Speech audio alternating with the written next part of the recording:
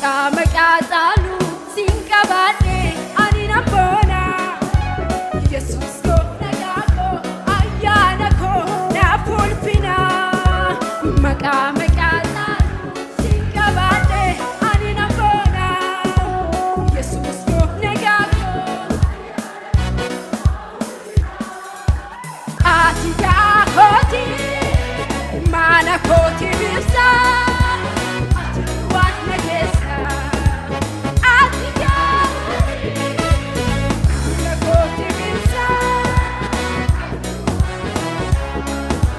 Ati duwwaan nageessa, ati duwwaan nageessa, ati duwwaan nageessa, ati duwwaan nageessa, ati duwwaan nageessa, ati duwwaan nageessa. Maqaa caalu siin qabaadhe ani nan boona Yesuus koo nagaa koo ayyaana koo naaf ulfina.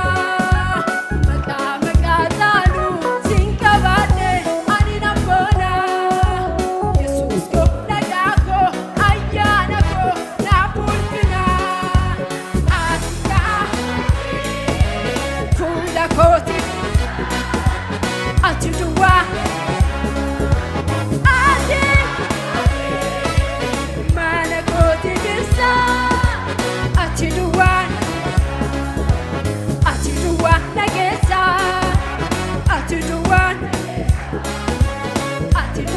nageessa ati duwwaa nageessa